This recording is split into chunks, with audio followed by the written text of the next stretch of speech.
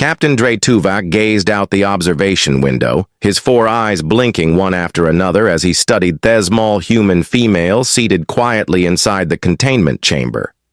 His upper lip twitched into what his kind called a smile, though to any human it would have looked like a nightmare, rows of sharp teeth catching the glare of thesterile lab lights. "Record log day 1 of Project Earth specimen," he announced, tapping the input on his wrist console.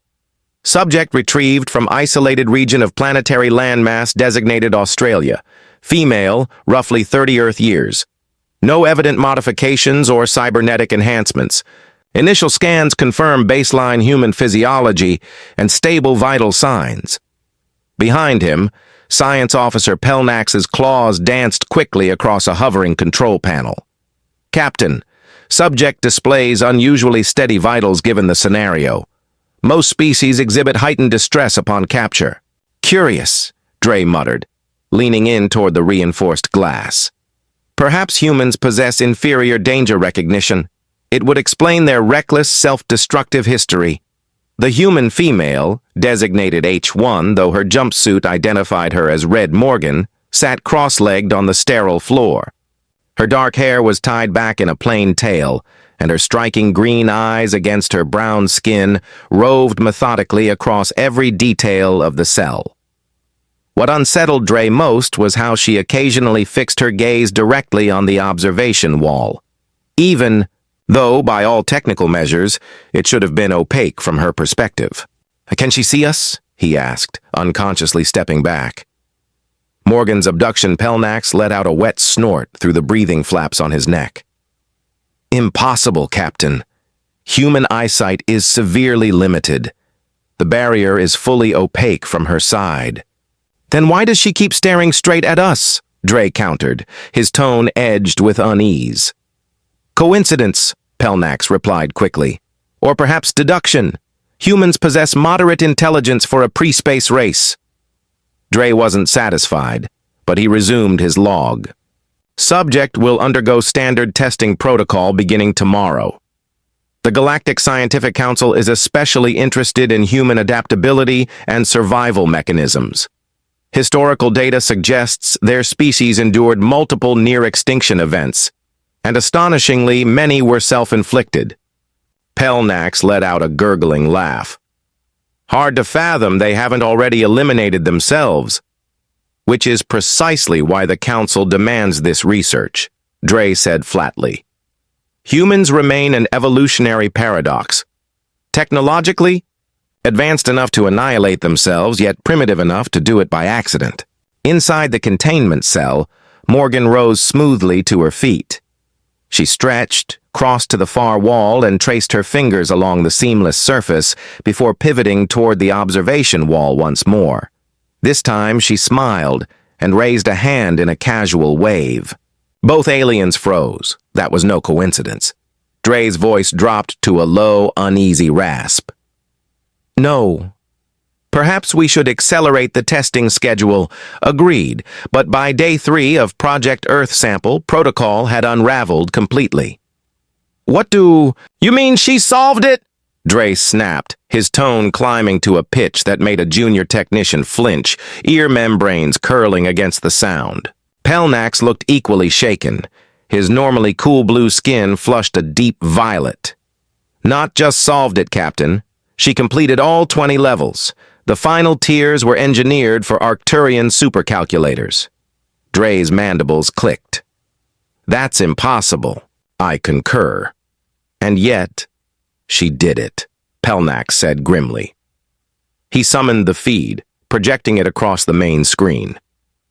The recording showed Morgan seated at a puzzle terminal, its display rendering a labyrinth of shifting gravitational fields layered in 3 dimensions. Most species took days to struggle through the opening levels. Yet there she was, navigating the 20th and last within an hour. She leaned back in her chair afterward, stretched, and yawned as though bored. "System malfunction," Dre muttered, though desperation cracked through his composure. "We verified the system thrice," Pelnax countered. "She solved them. Legitimately."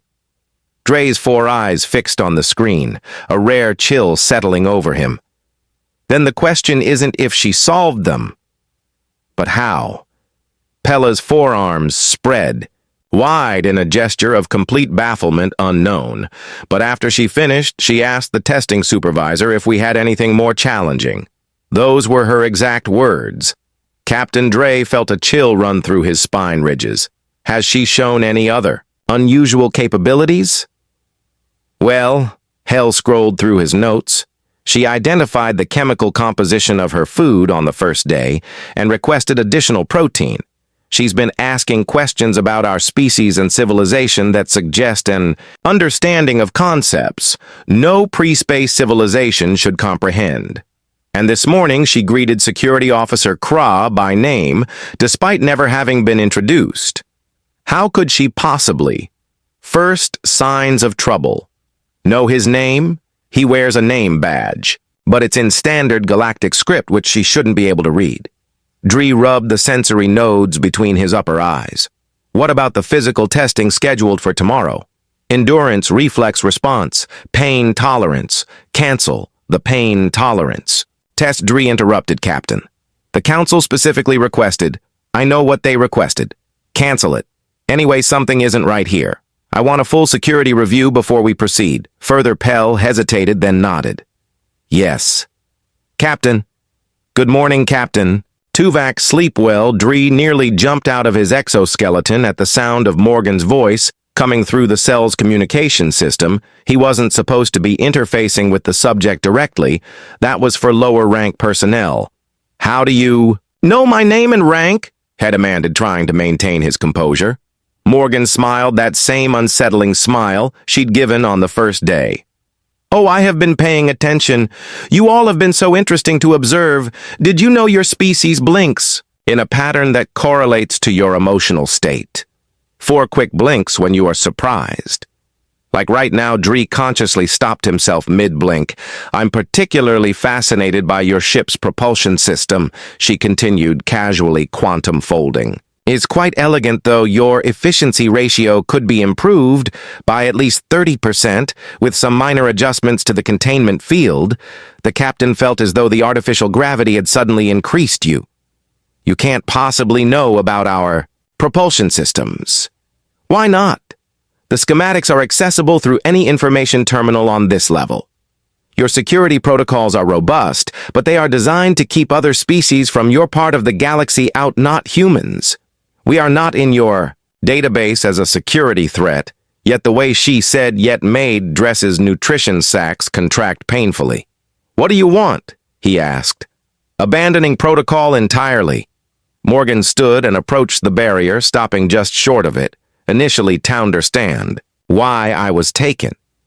Now I'm more interested in what happens, the impossible puzzle solution next. What happens next is that you continue to participate in our scientific studies, and eventually return you to Earth with no memory of these events. She laughed, a sound that somehow managed to be both melodic and terrifying. That's not going to happen, Captain Note anymore. Yep, you don't have a choice in the matter, don't I? Her green eyes seemed to glow brighter. Did you know there are 17 other humans on your ship right now? Dre felt his secondary heart skip a beat. That's impossible. You are the only specimen we collected. I said, humans, not specimens. Your ship has been infiltrated. Captain, we have been monitoring your civilization for decades. I'm not an experiment. I'm a distraction. The emergency alert system chose that moment to blare throughout the ship. Red lights flashing in the corridor outside the laboratory security breach. In engineering announced the ship's automated system. Unknown. Technology detected in primary propulsion systems. All personnel to emergency stations. Morgan's smile widened. Right on schedule. Dre backed away from the observation window, reaching for his communication device. It was dead. Don't worry, Captain, we are not here to harm anyone. Morgan said soothingly, this is just a first contact scenario with a bit more leverage than a standard diplomatic approach. Who are you? Dre whispered officially. Commander Morgan Reyes, First Contact Specialist, Earth Defense Initiative. Unofficially, she shrugged. Just the person who happened to be in the right place when your collection team made their mistake. The barrier between them suddenly flickered and disappeared. Morgan stepped through, no longer contained. Your species has been observing Earth for centuries, taking samples, running tests, and leaving without ever making proper contact. The Galactic Scientific Council has catalogued us as primitives barely worth noting, except as curiosities. She approached Dre, who found himself backing away until he hit the laboratory wall. Well, let this continue because it was useful to learn about galactic civilizations without revealing our true capabilities, but your latest directive to collect multiple specimens for invasive testing crossed a line. How could you possibly know about council directives? Dre managed to ask Morgan. Tapped her temple. We have our ways. Quantum entanglement communications are quite. Morgan reveals her knowledge. Effective when you know how to listen. And we have been listening for a very long time. The ship lurched suddenly, and Dre felt the distinctive sensation of a jump drive activating, except they weren't scheduled for any jumps. What's happening? He demanded. We are taking a little detour, Morgan explained cheerfully. Don't worry, we are not stealing your ship, just borrowing it for a diplomatic mission to where the Galactic Scientific Council headquarters. Your superiors should meet us properly. Don't you think it's only polite? Elle burst into the laboratory, flanked by two security offi. Studying primitive species is over, Captain Tuvok. Instead, you are about to become their reluctant ambassador to a civilization your people have been underestimating for centuries. The experiment is over there. All work begins now. Yet the communication system chimed, indicating an incoming transmission from the council. Dre looked at Morgan, then at his terrified crew members, and realized that everything was about to change. The human female who was supposed to be their experiment had indeed become their punishment, not through violence or retribution, but by forcing them to face the consequences of their arrogance and judging by the smile on Morgan's face. This was only the beginning. The council chambers were silent as the 7 representatives of the most advanced civilizations in the galaxy stared at the small human woman standing confidently before them. But Captain Dress Tuvok stood to one side, his posture rigid with anxiety. In the 40 standard cycles of his scientific career, he had never faced the council directly, and certainly never under such humiliating circumstances. Let me understand this correctly, said High Counselor Vex Baron, her translucent tentacles rippling with barely contained agitation. You claim your species has been aware of galactic civilization for over 100 Earth years? Morgan nodded pleasantly, since approximately 1908, when one of your observation vessels crashed in Tangaska. We recovered enough technology to begin understanding who was watching us. Impossible, snorted Counselor Zeev, the massive reptilian representative from the Draonis Alliance. That crash site was thoroughly sanitized by our recovery teams. Your recovery teams arrived 3 days after the crash. Morgan replied, more than enough time for local authorities to secure significant artifacts. We have been quite careful to let your subsequent observers believe their activities went unnoticed. Dress felt a cold sensation spreading through his thorax. If what Morgan said was true, then centuries of scientific data on human development were fundamentally flawed. Why maintain this deception? Asked Journey to the council counselor. Talia, the eldest of the group, her ancient features almost skeletal beneath her ceremonial headdress.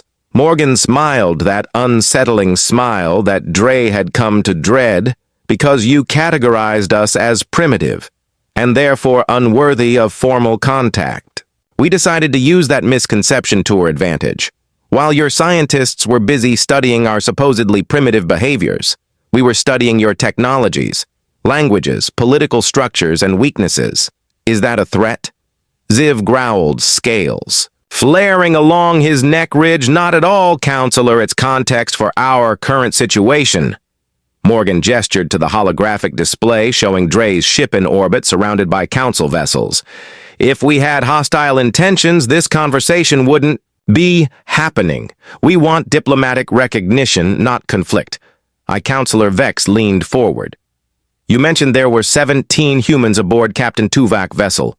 Where are the others currently ensuring our conversation remains private and uninterrupted? Morgan replied they have temporarily disabled certain monitoring systems that would have allowed less open-minded elements of your security apparatus to interfere.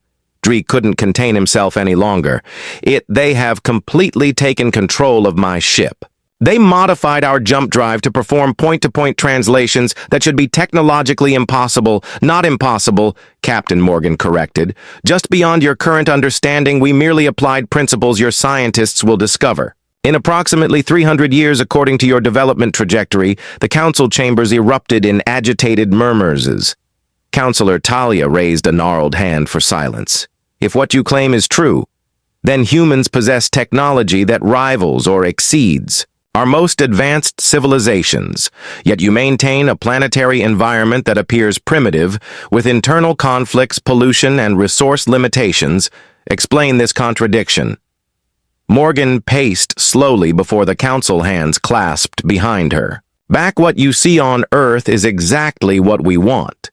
You to see the conflicts, the apparent technological limitations, the political fragmentation, all carefully maintained aspects of our global security protocol. You expect us to believe your entire planet is engaged in a coordinated deception. Zeev scoffed. Not the entire planet. No, most humans live exactly as they appear to ordinary lives in an evolving civilization, but certain elements within our global, confronting the Galactic Council structure, maintain what we call the Veil Protocol. We show you a developing world, while our true advancements remain hidden. A High Counselor Vex's tentacles had stopped their agitated movement, a sign Drez recognized as intense concentration. To what end protection? Morgan said, simply, early observations of your galactic community revealed a disturbing pattern. Species that develop too quickly or display unusual technological leaps tend to receive special attention. Sometimes beneficial, often not. The Zenturi were uplifted and subsequently exploited for their computational abilities.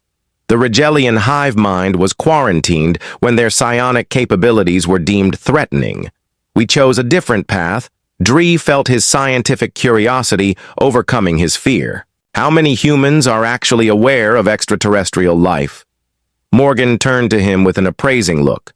More than you might think, fewer than would cause panic. Approximately 8% of our population works directly or indirectly with awareness of galactic affairs. The rest are protected from knowledge that might disrupt social development. A wise approach, Counselor. Talia nodded slowly. But it doesn't explain why you have chosen now to reveal yourselves, because your council recently approved Protocol 7B regarding Earth. Morgan said, her voice hardening slightly. Expanded collection of human specimens for invasive testing, including neural mapping and genetic experimentation. That crosses a line we cannot allow. The council members exchanged uncomfortable glances. Protocol 7B was highly classified. No human should have knowledge of it, even if such a protocol existed, Vex said carefully. How could you possibly know about it? Morgan tapped her ear. We have had quantum receivers monitoring your communications for decades. Your encryption is impressive but not impenetrable. A new voice spoke from the entrance to the chamber. We have been patient, counselors. That patience has limits. All eyes turned to see a tall, broad-shouldered human male entering with a casual confidence that made the council guards visibly nervous. Admiral Davis arrives. Despite their weapons trained on him, he walked directly to Morgan's side. Admiral Jackson Davis, Earth Defense Initiative. He introduced himself with a slight nod. Commander Reyes has been extremely diplomatic so far. I tend to be more direct, Admiral. Vex acknowledged cautiously. Your presence here violates at least 17 security protocols, and your abduction of Earth citizens violates our sovereignty, he replied evenly. Here we are talking. Instead of escalating, I suggest we focus on solutions rather than violations. Dree watched this exchange with growing dread. But the human male carried himself with the unmistakable bearing of a military commander.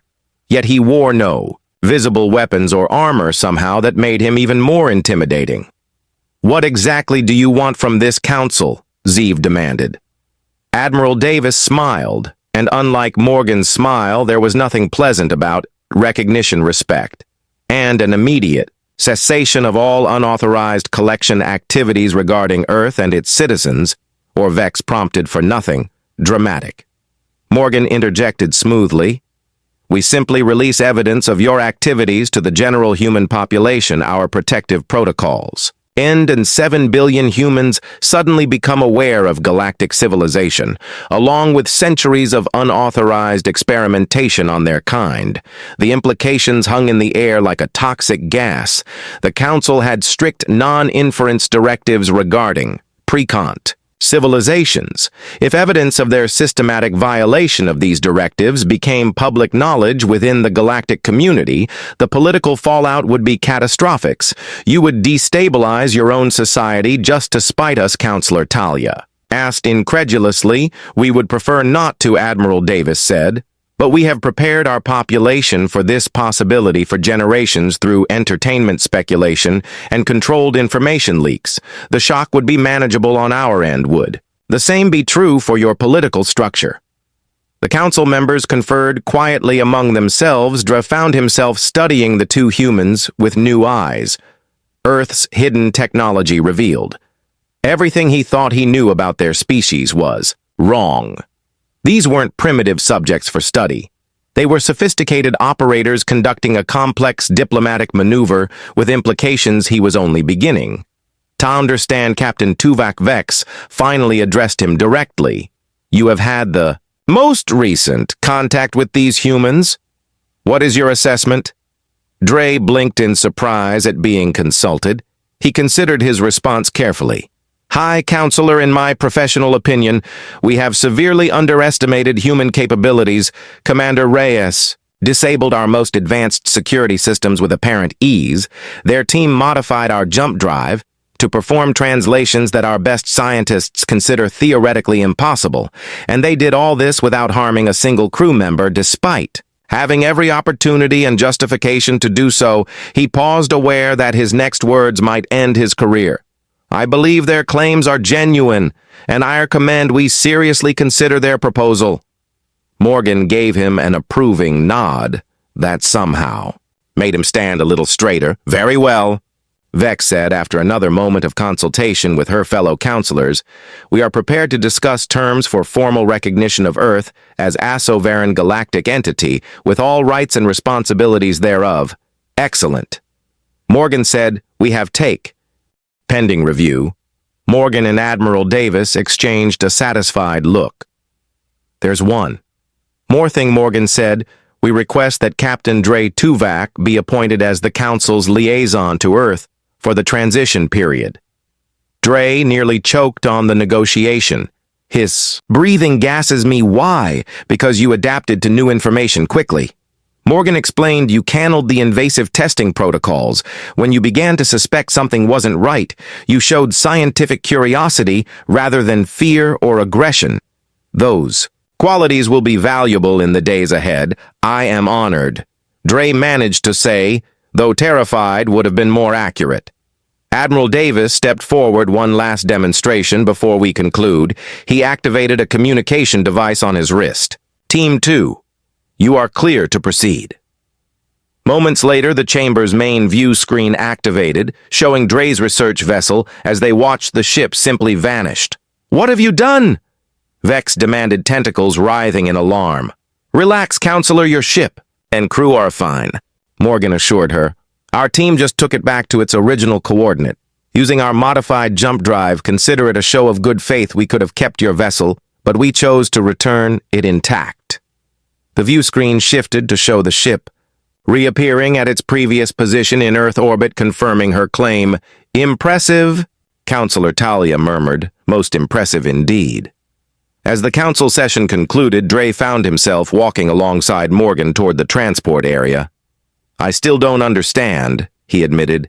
"If you have had these capabilities all along, why let us study you at all? Why not simply reveal yourselves decades ago?" Ergen considered his question thoughtfully. "Humans have a saying, 'Captain, keep your friends close and your enemies closer.' We didn't know which category you might fall into. Now we are hoping for the former, and the punishment you mentioned, was it just the embarrassment of being wrong about your species?" She laughed, that melodic sound that still somehow sent chills through his spine ridges. "But partly. But the real punishment is yet to come, which is paperwork," she said with a grin.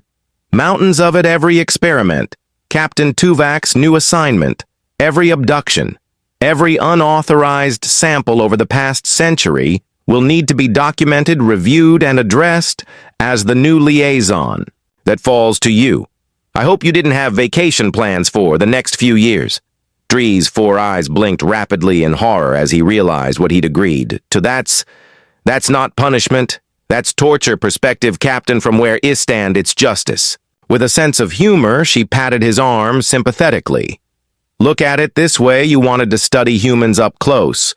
Now you will have that opportunity, just not quite how you imagined as they reach the transport pad." Admiral Davis was already coordinating their departure. Morgan turned to Drez. "One last time. We will see you on Earth in 2 weeks. Captain, bring an appetite for learning and maybe some antacids for the stress with that. The humans activated some unseen technology and simply disappeared. No transport. Beam. No vessel, no discernible method at all. One moment they were there, the next they weren't." Dar stood alone in the transport bay trying to process everything that had happened. His research project was over. His understanding of galactic power structures had been upended, and he was now responsible for the diplomatic relationship with a species that had been running circles around the Council's best minds for decades. He activated his personal log one last time, final entry project, Earth sample, the real punishment, conclusion. Humans are not what we thought they were. They are what they have always wanted us to think they are, and now they are my responsibility. He closed the log and sighed heavily. It should have gone into theoretical mathematics. Instead of xenobiology, he muttered to himself as he headed toward his new office. Numbers don't pretend to be primitive just to teach you a lesson about arrogance. But despite his complaints, Dre couldn't deny the scientific excitement bubbling beneath his dread after all he was about to become one of the first galactic citizens to learn the truth about humans.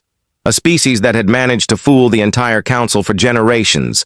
The experiment was indeed over, but a far more interesting chapter was just beginning.